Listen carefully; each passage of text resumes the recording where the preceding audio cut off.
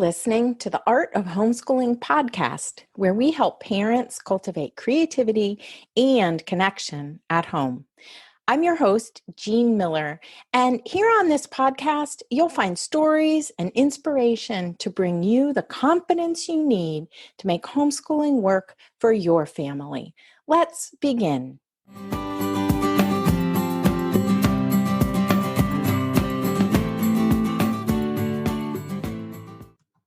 Hey there, my friend, and welcome to a new episode here on the podcast. Today, we're talking all about homeschool planning and specifically how to rein it in. Because honestly, this is a real bugaboo for homeschoolers.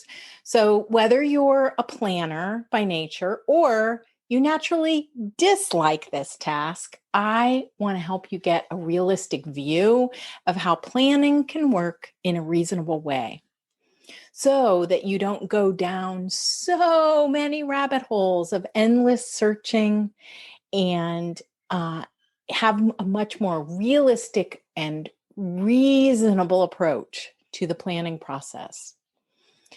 I want you to, by the time you get to the homeschooling lessons, I want to make sure that you're not all worn out already. Instead, I want you to find a way to simplify and streamline the planning process for yourself so that it doesn't take over your whole homeschool life. All right, let me tell you a story of this one summer of what I would call over planning.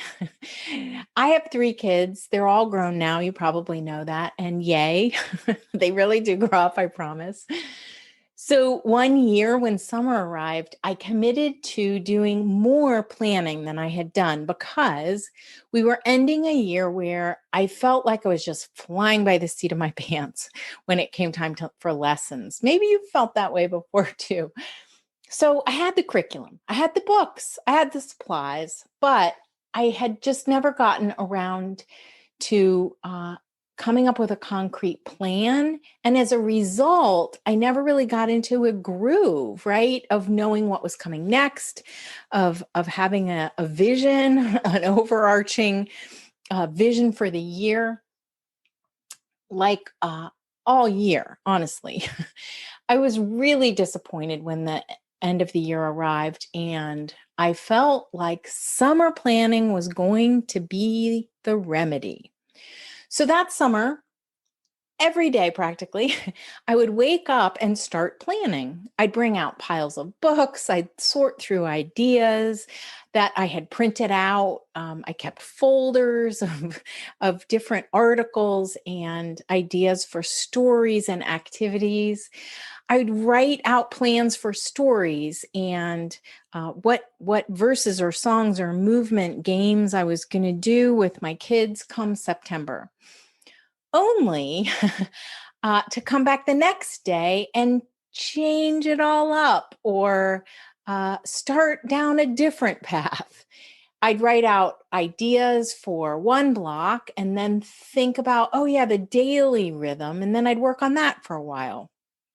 And then I'd go down some deep rabbit hole of searching for maybe just the right poem to go with another block. I was all over the place. But because I was so determined, and yes, I think most people who know me would say I'm a pretty determined person. So I just kept going with it, right? I had no real roadmap of what to do first and then next and then next. I didn't really have a concept of the planning process. And this went on all summer long. While my kids swam at the pool, I'd sit in the shade with my pile of books planning. While my kids played in the yard, I'd sit on the porch with my notebooks planning. And so it went all the way until the end of the summer. And you know what? When it came time to start lessons in September, I was really tired. I didn't particularly feel motivated, and I still didn't really feel ready. I had collected lots of notes and ideas and possibilities, but I still hadn't really put them all together.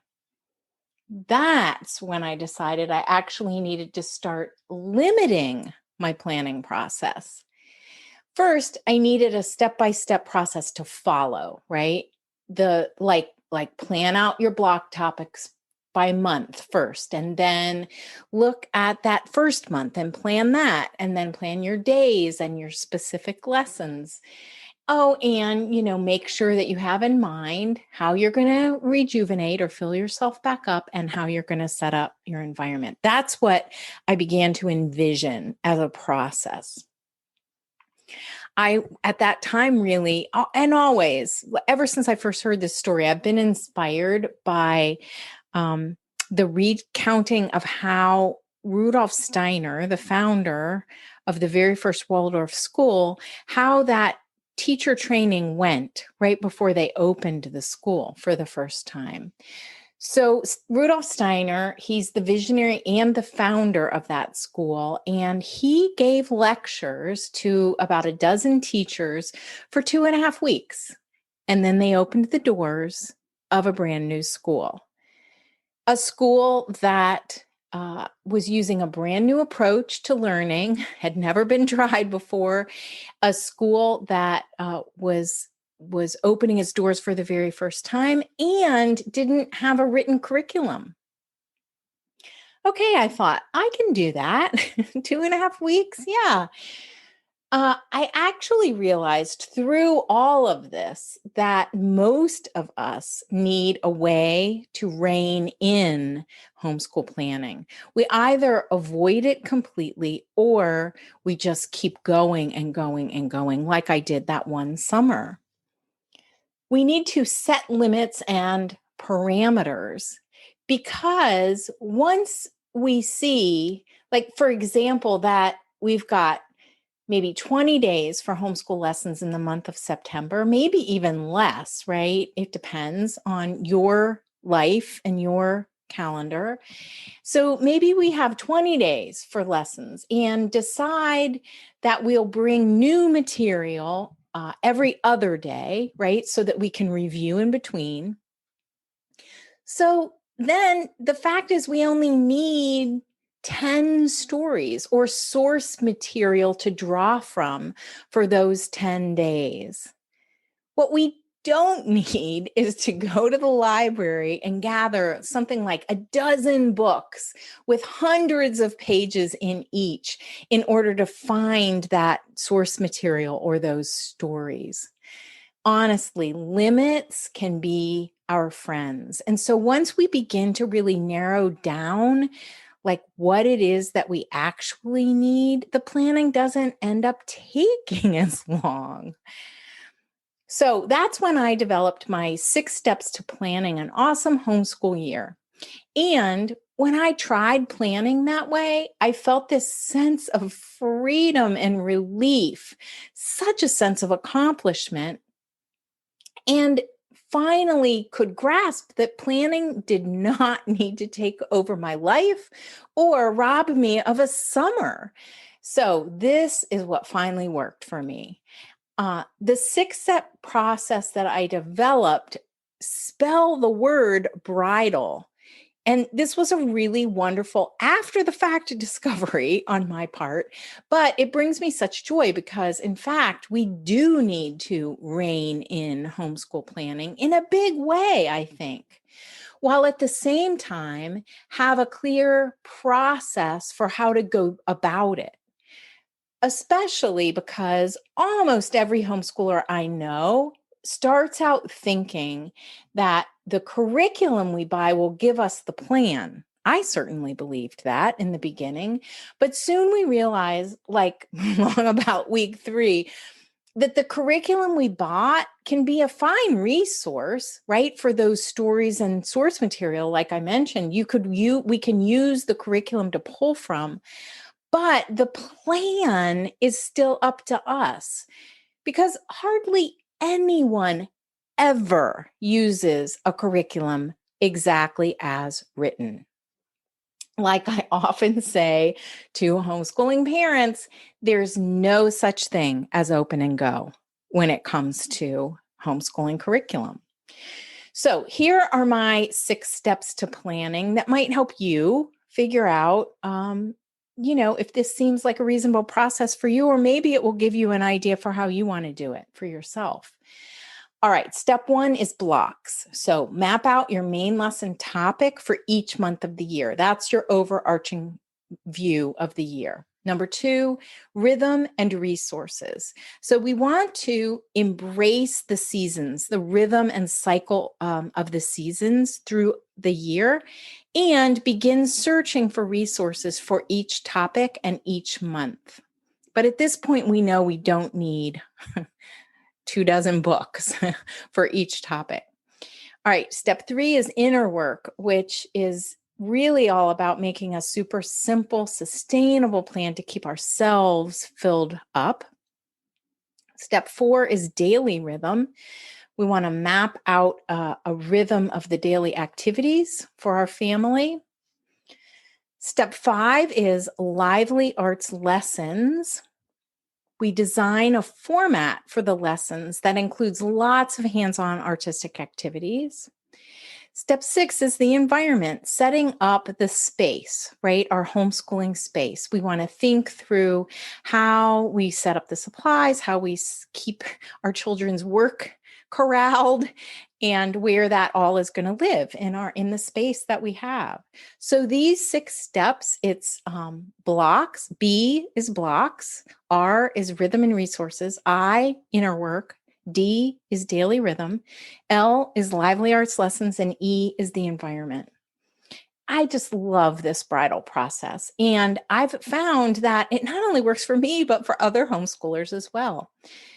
So at this point, I've walked probably hundreds, maybe we're getting in the high hundreds at this point of homeschoolers in my mentor community through this process. And I get messages all the time, like this one. So helpful. This makes homeschooling manageable and simple, right? Or messages like, this is exactly what we needed, or clear, helpful, and supportive. Honestly, I think as homeschoolers, we have to find ways to simplify because our lives are so full and we are responsible for so many things. And one important aspect of that is to keep the planning contained so that we can stay on track without going down too many rabbit holes of endless searching or comparing to things that tend to lead to discouragement. And when we feel discouraged, we don't show up in a way that is helpful to help our children, guide our children to engage in the lessons. If you're interested in getting my help to rein in your homeschool planning, then check out my Homeschool with Waldorf community. Inside this community, you'll find we have over 20 masterclasses in there. I do a new one every month on all things homeschooling. One of which is my Plan It Out course on how to work through the 6 steps to planning an awesome homeschool year. You can find all the details at artofhomeschooling.com/homeschool with Waldorf. And whatever you do, make sure to find a planning process that works for you and doesn't take up every second of your precious summer or holiday break, because fun and rejuvenation and time with family are important too. That's all for today, my friend. But here's what I want you to remember. Rather than perfection, let's focus on connection. Thanks so much for listening, and I'll see you on the next episode of the Art of Homeschooling podcast.